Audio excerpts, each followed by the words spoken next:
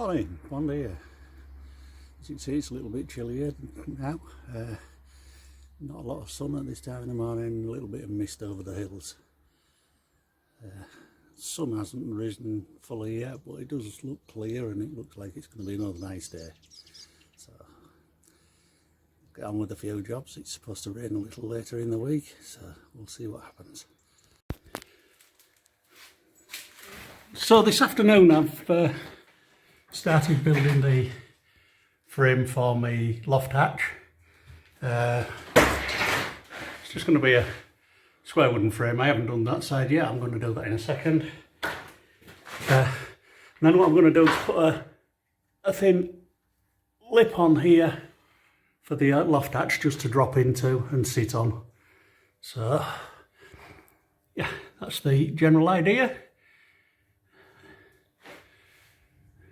When we get that done, then I can start to think about rendering that lot up to it, because it'll just act as a shutter board as well at the other side.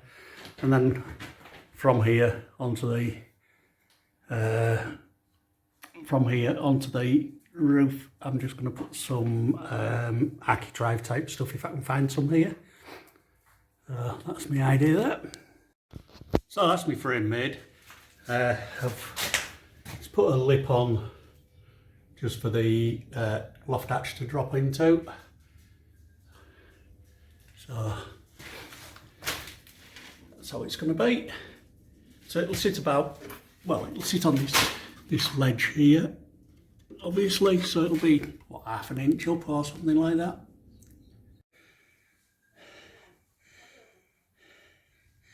So as you can see there, I've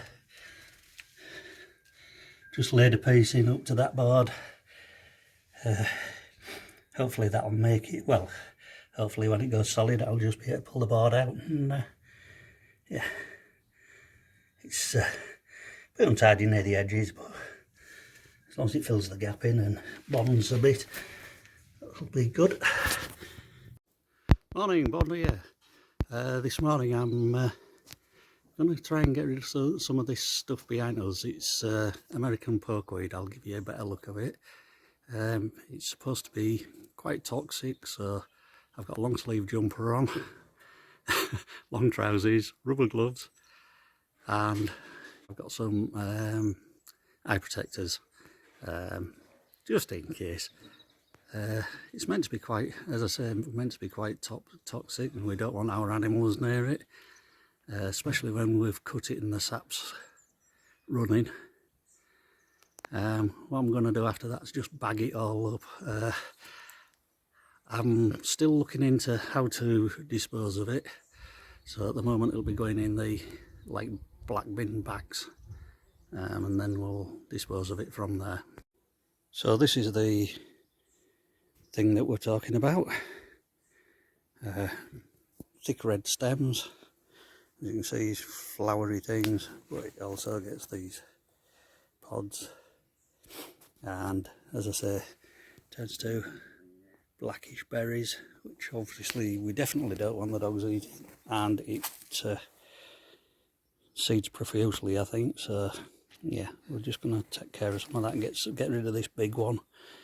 I'm going to try and dig it out, but if not, I've just read that vinegar, dishwashing liquid, or boiling water helps kill the roots. So depending on whether I can dig it out or not when I get in there, we'll have a look at that.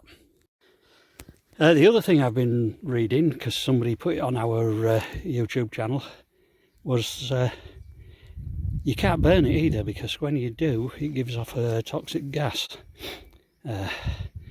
So it's toxic when it's alive, it's toxic when it's dead, it's toxic when it's burnt. Sounds like a really fun plant. How to get it out and how to get rid of it all, I suppose, is just by doing what I'm doing in bits and bobs. Yeah, I can't get it all done in one day, it's just too much of a job. Not unless I start at like 6 o'clock when it's colder, which I might try. I've got a good bit cleared. I did read also that there's two other methods of killing the roots, which is vinegar, salt and washing up liquid, dishwasher liquid, mixed together apparently, and yeah, you want about a gallon of vinegar to sort of a cup of dishwasher stuff and salt. So yeah, you make quite a lot, and it still might not kill it completely. You still might have to give it more than one treatment. I have a big one down near one of the sheds, which was the first one that I dug out, and it's, yeah, it was probably 4.5 foot high. I just cannot get into the roots of that. It's under a wall and all over, so that's the method I'm going to try there. So all these roots here are for a plant approximately 2 foot high. I don't know whether it's been cut down before and that's why its roots are that big. But it is hard work in this heat and long jumpers and what have you to dig this out. I don't know what the roots of the other one down near the cherry tree is going to be like, because that's about 7-8 foot high. Yeah, I'll show you some of that if I ever get that far. God, no, it's a job and a half, I'll tell you. So it was a cherry tree, it was a fig tree. But you can see right up into the tree, red stalk all the way down. How thick the stalks are at the bottom. So, looking at the size for size, I would think I'm going to have a whale of a time getting that out. I think that's a day job on its own. And I would think it'll be all tangled in the roots of the fig as well.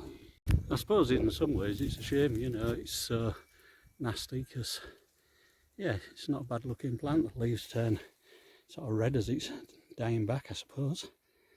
That might be a good time to get it actually while it's dying back, but I don't want it seeding anymore. So I've just walked back up to near early roses.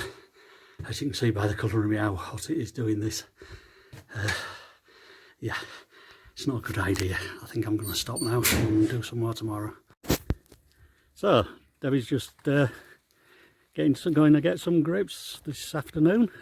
She's going to have an attempt at making some grape jam. Should be interesting. I don't think she's tried that before. Not grape jam. I used to make other plum jam and things like that many years ago.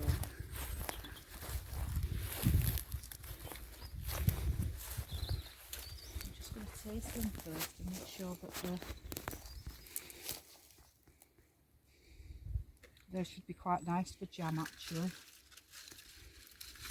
I just weren't sure whether they were wine grapes.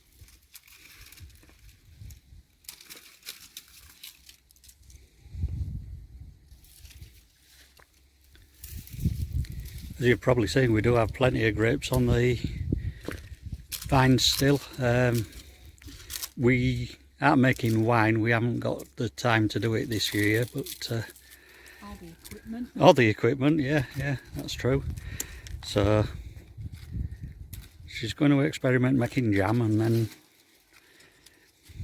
maybe other years we'll have a go at wine and what have you.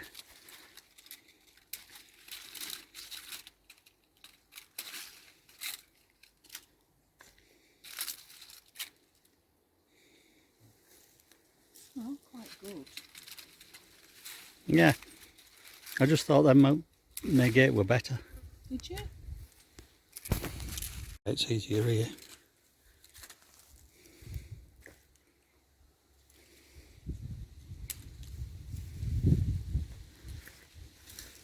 Just go away those and see how much jam we can make from it.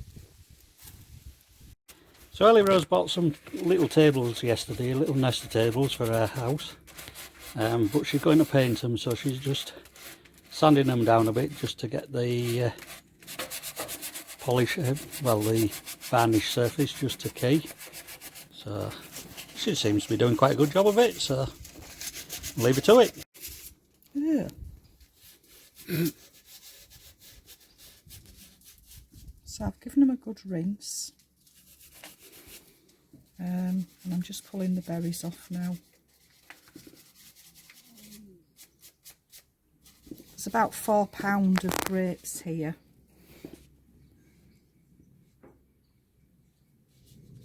So that should make a reasonable amount of jam. I'm just being careful as I go because there are one or two earwigs and things in.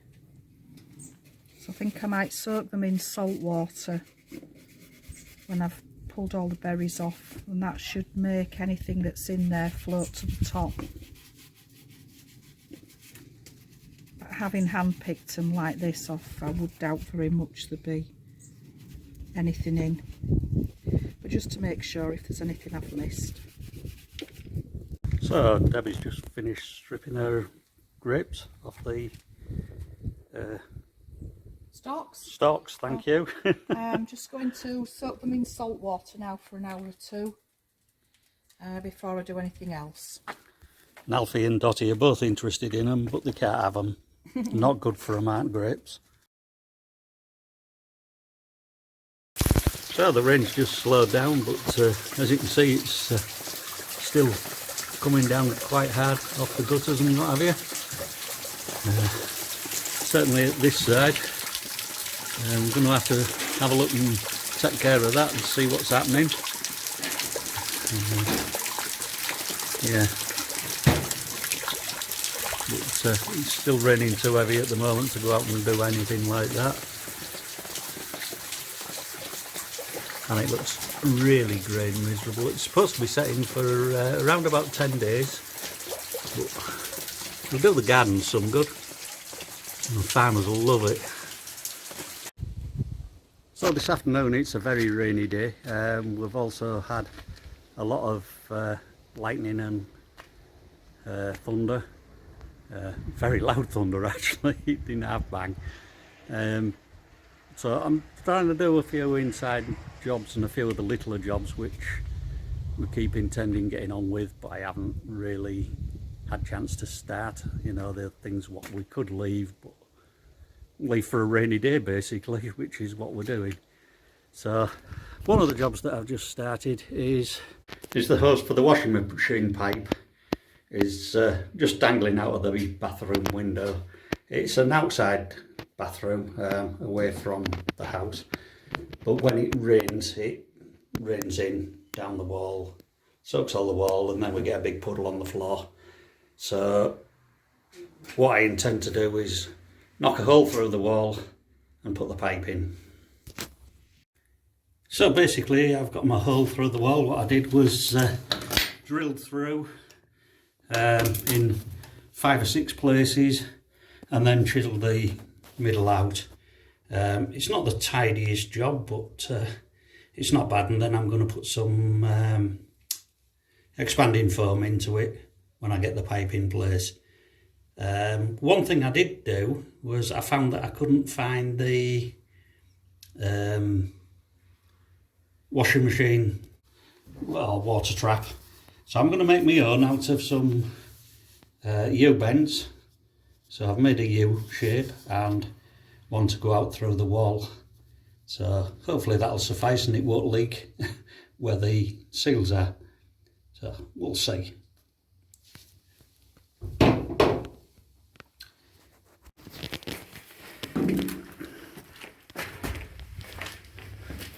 So where I've sawn the ends of the pipe off, obviously it's pretty rough, so I need to sand that down, otherwise it's just going to cut the seals. And the easiest way I found of doing that is just on my stone wall, just work my way around, and it makes quite a good job. So the general idea of this cable tie trick's to push a cable tie into a hole you've drilled. I've no idea whether this works, but we'll see. Put a screw through the middle, that holds the cable tie, then you will tighten the cable tie around whatever you want. I'm going to give it a whirl, it should be interesting. To be fair, these seem to screw in quite well. Whether they'll hold, because unlike a roll plug, you're not really spreading anything. First of all, we'll do DIY man's least favourite job.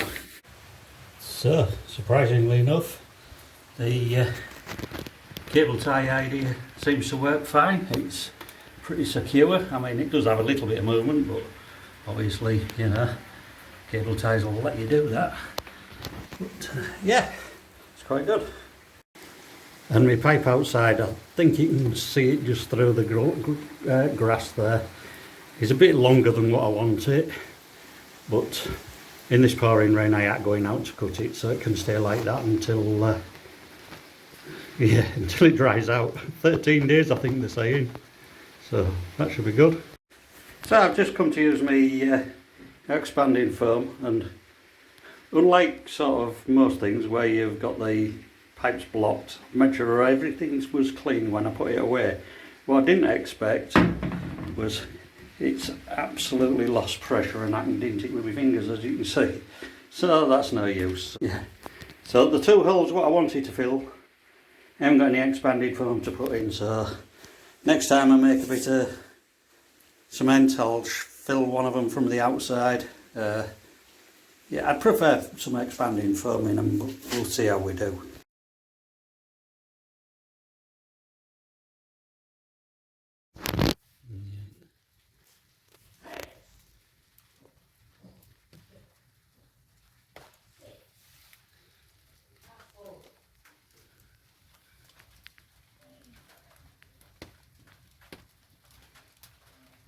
Oh, I've got a toad that it turned up from somewhere.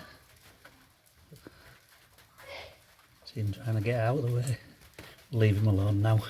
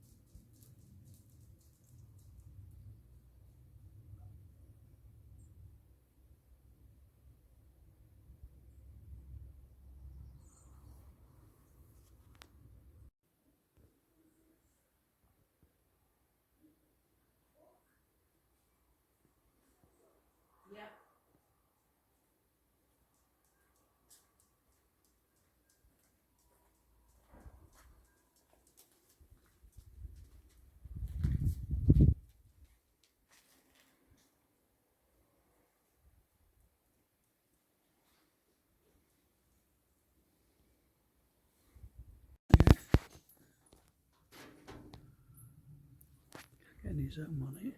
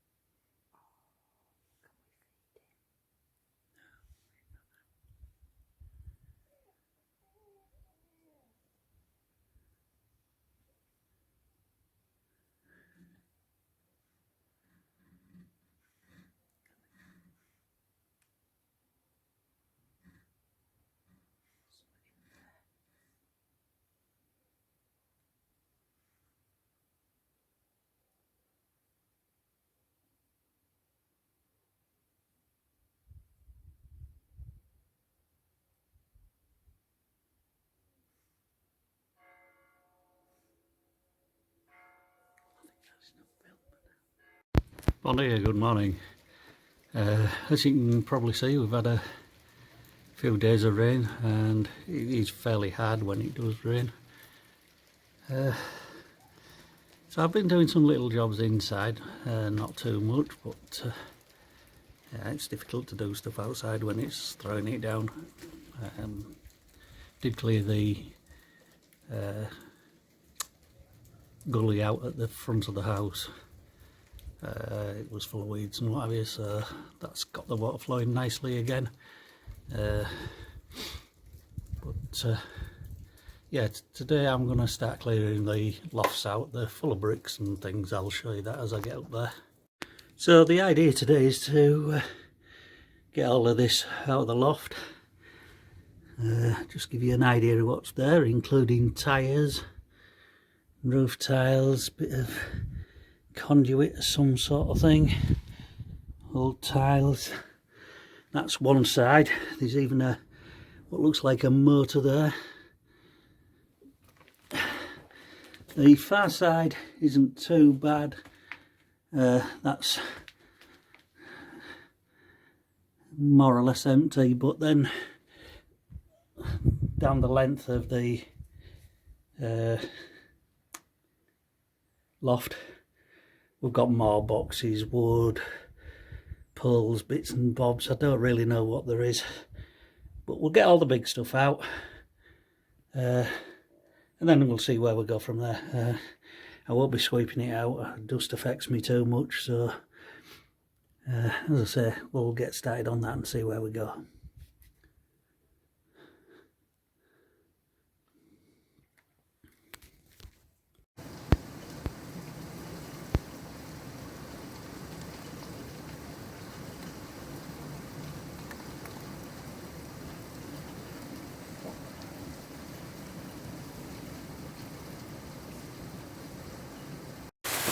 So it's really pouring down with rain at the moment. We were going to go back to Ellie Rose's house, which is just over there. I don't know whether you can see all the water running off the roofs nearby there. And it's filled our patio with water. Yeah, it's really coming down.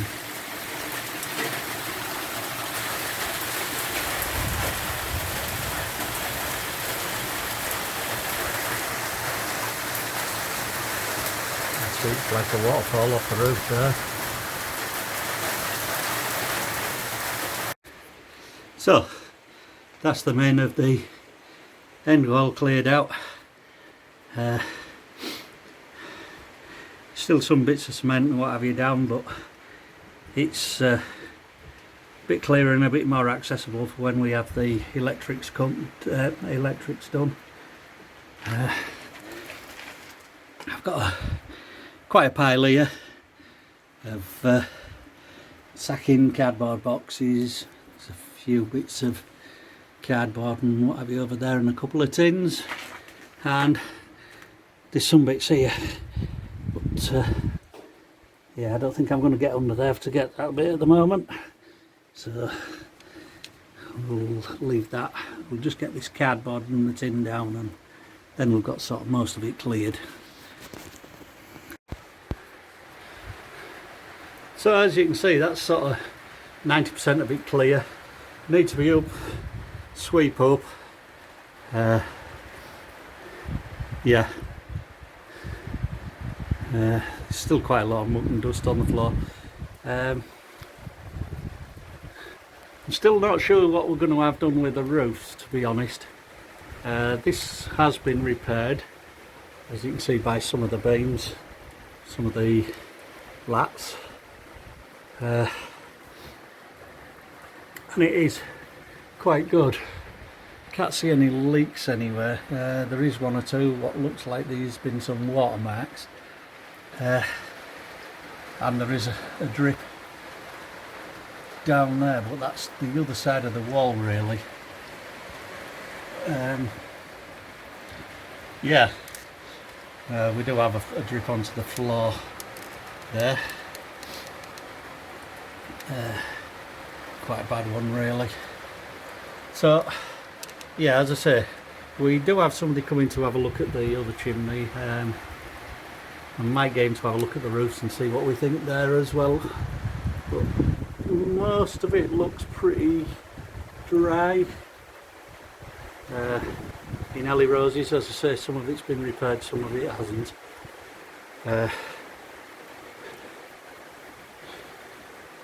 It's one of them. I think we're going to have our house to do, and it's whether to have this done at the same time and insulated and what have you. Yeah. So the drainage ditch that I dug out the other day is having quite a good effect. It's obviously now letting the water flow well, and across the other side all the way down. So yeah, it was worth doing. I didn't expect this much rain, but obviously while it's doing that, it's keeping it clear and it's stopping it building up and running down everybody's land.